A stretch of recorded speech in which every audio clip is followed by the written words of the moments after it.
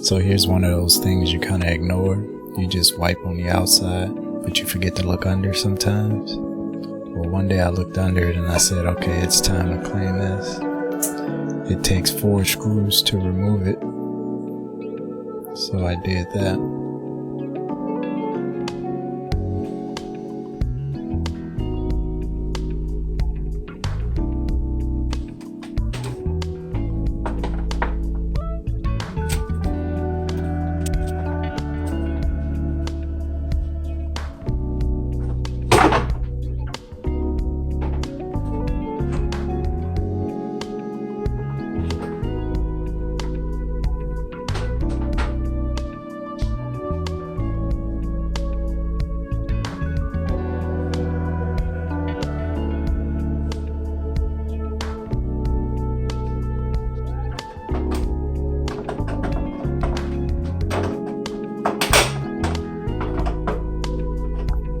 This thing is like a grease magnet.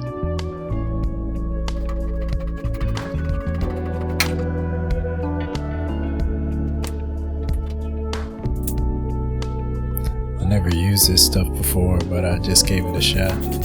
Seems to work.